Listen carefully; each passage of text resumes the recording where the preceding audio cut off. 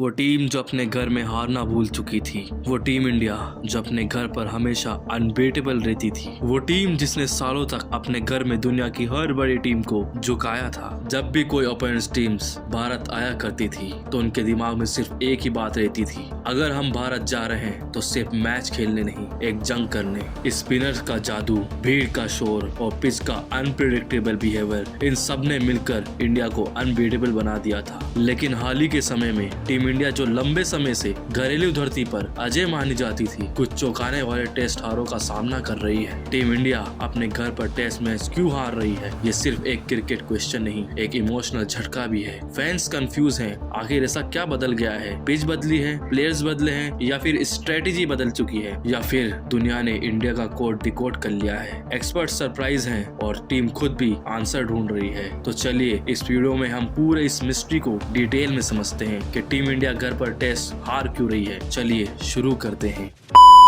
सबसे पहला ट्विस्ट है इंडियन पिचेस का। पिच बिहेवियर का ये सरप्राइज एलिमेंट इंडिया के लिए भी प्रॉब्लम बन गया है, क्योंकि इंडिया के बैटर और बॉलर को पता ही नहीं होता कि पिच डे 3 या डे 5 पर क्या करेगी। इंडियन पिचेस पहले जैसी नहीं रही है। पहले ये स्लो, लो और स्पिन फ्रेंडली होती थी, जहां फॉरेन टीम सर्वाइवल मोड में आ जाया करती थी। पर अब पिचेस अनप्रेडिक्टेबल हो चुकी है, कभी फ्लैट, कभी बाउंसी, कभी ओवरड्राइव। इस अनप्रेडिक्टेबिलिटी का इम्पैक्ट सिर्फ ऑपोजिशन पर नहीं, इंडिया पर भी पड़ता है। बॉलिंग प्लान डिस्टर्ब होता है, बैटिंग अप्रोच कंफ्यूज हो जाती है और टेस्ट क्रिकेट में कंफ्यूजिंग बराबर कोलैप्स। दूसरा रीजन है टीम कॉम्बिनेशन का स्टेबल ना होना। ये एक साइलेंट किलर फैक्टर है। Injuries, workload, management, rotation, policy और कभी कभी एक्सपेरिमेंट ने इन सब ने प्लेइंग 11 को अनस्टेबल कर दिया है। एक टेस्ट सीरीज में कभी ओपनर बदल जाता है, कभी मिडिल ऑर्डर बदल जाता है, कभी फास्ट बॉलिंग यूनिट पहले मैच जैसा नहीं होता और कभी स्पिनिंग कॉम्बिनेशन ही बदल जाता है। टेस्ट क्रिकेट में स्टेबिलिटी इज एवरीथिंग। अगर बैटिंग ऑर्डर, बॉलिंग रोल्स और टीम स्ट्रक्चर बार बार बदलोगे तो कंसिस्टेंसी ऑटोमेटिकली गिर जाएगी। तीसरा रीजन है एक्सपीरियंस प्लेयर की कमी। एक जमाने में इंडिया का मिडिल ऑर्डर दुनिया का सबसे डिपेंडेबल ब्लॉक था। पुजारा,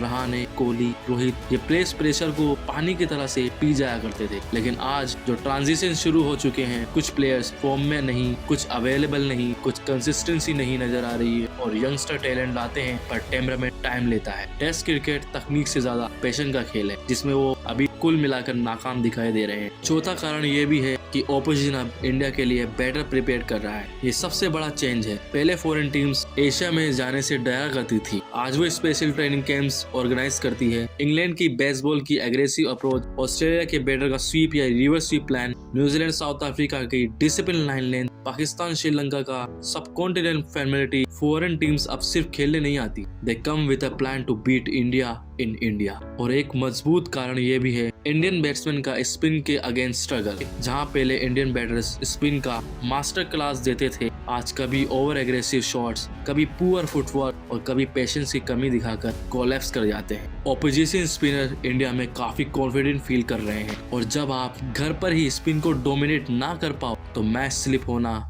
इजी हो जाता है। और छठा सबसे महत्वपूर्ण कारण है प्रेशर का और मेंटल गेम का। घर का क्राउड सपोर्ट करता है लेकिन प्रेशर भी क्रिएट करता है। इंडिया होम में हार नहीं सकती, ये लाइन हर खिलाड़ी के दिमाग में ईगो करती है। टेस्ट क्रिकेट मेंटल स्ट्रेंथ का गेम है और जब दिमाग में ये सब चल रहा हो तो डिसीजन वीक हो सकते हैं। और सातवां कारण है over dependence on a few की प्लेयर्स। कभी कभी इंडिया एक या दो प्लेयर पर ओवर रिले हो जाती है। कोहली स्कोर करेंगे, रोहित शर्मा स्कोर करेंगे, जडेजा विकेट लेगा, अपना जसप्रीत बुमराह मैजिकल स्पेल डालेगा। अगर ये एक दो प्लेयर्स परफॉर्म ना करें तो पूरी बिल्डिंग लड़खड़ा जाती है और ये कोलैप्स इसी के कारण होता है। एक और कारण ये भी है कि डोमेस्टिक क्रिकेट से हमें वो प्लेयर नहीं मिल पा रहे हैं जो हम चाहते हैं। रणजी ट्रॉफी से टेस्ट क्रिकेट का गैप बहुत बड़ा हो गया है। रणजी ट्रॉफी पिचेस थोड़ा इजी हो गई है, बॉलर को उतना लंबा स्पेल डालना नहीं पड़ता, बैटर्स को उतना हाई क्वालिटी स्पिन पेस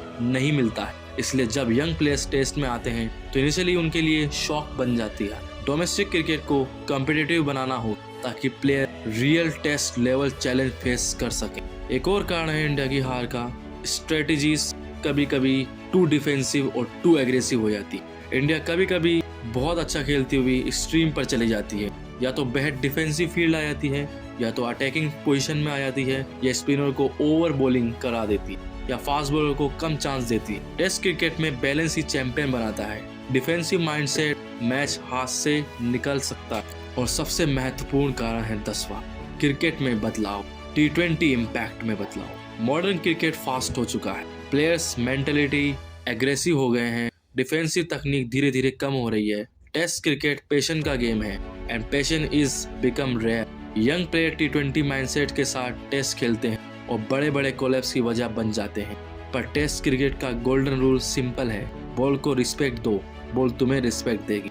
जब पेशेंस कम होता है कोलैप्स रूटीन बन जाते हैं। टीम इंडिया घर में अनबीटेबल थी पर अब क्रैक्स नजर आ रहे हैं। Changing pitches, unstable 11, experience middle order and a super prepared opposition सब मिलकर इंडिया के किले को तोड़ रहे हैं। तो क्या टीम इंडिया कमजोर रह गई? नहीं, टीम इंडिया स्ट्रॉन्ग है। अगर इंडिया कॉम्बिनेशन इस्टेब्लिश करके, बैटिंग डिसिप्लिन इम्प्रूव करके, बिकॉज जब इंडिया रिदम में आती है तो पूरी दुनिया सिर्फ देखती रह जाती है। लेकिन एक सवाल अभी भी जिंदा है, क्या टीम इंडिया फिर से अपना होम डोमिनेंस लौटा पाएगी? फ्यूचर इसका जवाब देगा। अगर आपको वीडियो पसंद आए तो लाइक करें, शेयर करें और सब्सक्राइब जरूर करें।